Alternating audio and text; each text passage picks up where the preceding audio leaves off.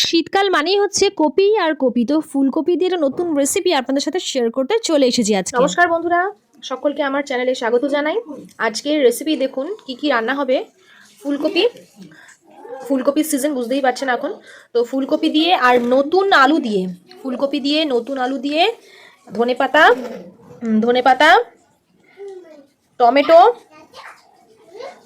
Tomato আর কাতলা মাছের ঝাল হবে কাঁচা লঙ্কা দিয়ে। কে খাবে? মিমি খাবে। আর কি হবে? নতুন আর একটা রেসিপি বাজারে এখন উঠেছে দেখো, ছোট ছোট চিংড়ি মাছ। এই ছোট চিংড়ি দিয়ে একটু তেল পটকা ছিল। এই যে এই মাছটা কেনা হয়েছিল, এই মাছেরই তেল দিয়েছে। তো সেই তেলটা অল্প বলে আমি দিয়ে দেবো একসাথে। এই চিংড়ি মাছ দেখতে পাচ্ছেন বন্ধুরা, এই চিংড়ি মাছ, ছোট ছোট চিংড়ি মাছ, এগুলো খুবই টেস্টি। এগুলো দিয়ে বড়াও করা যায়। চিংড়ির যে চপ হয় সেগুলো কিন্তু খুব সুন্দর লাগে খেতে। তো এই ছোট চিংড়ি দিয়ে বেশ একটু আদা রসুন কাঁচা লঙ্কা পেঁয়াজ কুচি এইসব দিয়ে এই মিটুলি দিয়ে একটা চচ্চড়ি হবে। তো মিটুলির চচ্চড়ি কে কে খেতে ভালোবাসেন অবশ্যই কমেন্ট করে জানাবেন। আমি এই ছোট ছোট চিংড়ি দিয়ে মিটুলির চচ্চড়ি করব। তো তাহলে চলুন শুরু করা যাক আজকের ভিডিওটা। আর প্রত্যেকটা জিনিস কিন্তু আমি সুন্দর করে কেটে কুটে বেটে নিয়েছি। দেখতেই পাচ্ছেন মাছগুলো ধুয়ে আমি সুন্দর করে নুন হলুদ মাখিয়ে নিয়েছি কাতলা মাছে। আর ফুলকপি আলু এগুলো কিন্তু কেটে ধুয়ে পরিষ্কার করে নিয়েছি। এবার কড়াইতে কিন্তু তেলটা ভালো করে গরম হওয়ার পরই কিন্তু আমি মাছগুলো দেব ভাজার জন্য। আমি এই মাছগুলোকে ছেড়ে দেব একটা করে তেলের মধ্যেই মাছগুলোকে ছেড়ে দেবো। এরপর সুন্দর করে মাছগুলোকে কড়া করে ভেজে নেব। মাছগুলোকে এপিট ওপিট করে দেবো। আর ফ্লেমটা কিন্তু মিডিয়াম রাখবো, যাতে মাছগুলো কোনো রকমভাবে পুড়ে বেশি লাল না হয়ে যায়। কারণ ঝোলে মাছগুলো দিলে অত বেশি কড়া কিন্তু ভালো লাগে না। তো যাই হোক, এবার আমি দেখো আলু ফালুগুলো সব কুটে নিয়েছি, ফুলকপিগুলো খুব সুন্দর করে কটা হয়ে গেছে, মশলা ফসলাগুলো সব রেডি হয়ে গেছে। এবার মাছগুলো প্রায় ভাজা হয়ে গেছে। এবার মাছগুলো ভাজা হয়ে গেলে আমি তুলে রাখবো একটা পাত্রে। তারপরে আমি এখানে কালো জিরে ফোড়ন দেবো কড়াইয়ের মধ্যে। তেলটা কিন্তু অবশ্যই গরম থাকা চাই। এবার দেখো কালো জিরে ফোড়ন দিয়ে দিলাম আমি।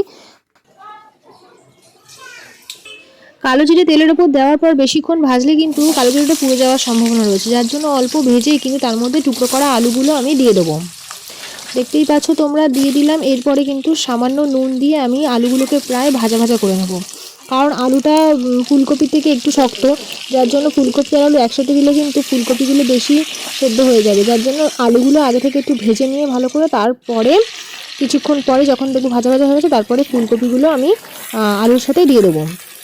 এইবারে আলুর সাথে দেওয়ার পর আমি ভালো করে হালকা হাতে ফুলকপি আর আলু একসাথে নাড়াচাড়া করে একটুখানি ঢাকা দেবো। আর নুন তো দেওয়াই ছিল, যার জন্য তাড়াতাড়ি সেদ্ধ হয়ে যাবে।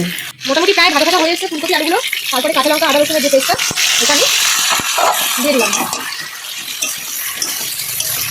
এবার একে একে আমি এর মধ্যে মশলাগুলো অ্যাড করবো।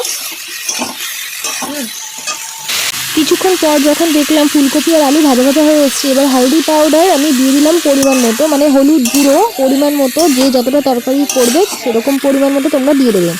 তারপরে দিলাম ছোটো ছোটো করে কাটা পাকা টমেটো কুচি। এবার দিয়ে একটু বেশ নাড়াচাড়া দিয়ে তারপরে জিরের গুঁড়ো দিয়ে দেবো। জিরের গুঁড়ো প্রায় 1 চা চামচ মতো দিলে হয়ে যাবে। দেখো জিরে গুঁড়ো দিয়ে আবার একটু নাড়াচাড়া করে নিলাম, তরকারিটা ভালো করে মিক্স করে নেবো। এরপরে কাশ্মীরি লঙ্কার গুঁড়ো দিয়ে দেবো আমি। কারণ আমি কাঁচা লঙ্কা বাটা, মানে মশলার সাথে যখন বাটা মশলা দিলাম তখন কিন্তু কাঁচা লঙ্কা তার মধ্যে ছিল, যার জন্য আমি আর ঝাল লঙ্কার গুঁড়ো দিইনি। আমি কাশ্মীরি লঙ্কার গুঁড়ো এতে ইউজ করেছি, যাতে একটু কালারটা সুন্দর আসে। দেখো খুব সুন্দর ভাজতে যেন একটা সুন্দর একটা কালার চলে এসেছিলো। দেখতেই পাচ্ছ তোমরা কত সুন্দর রান্নাটা হচ্ছে। তো সামান্য পরিমাণে এরপর আমি জল দিয়ে দেবো, বেশি জল দেবো না, কারণ তরকারিটা বেশি ঝোল হবে না। তো অল্প একটু জল দেওয়ার পর আমি ঢাকা দিয়ে দেবো।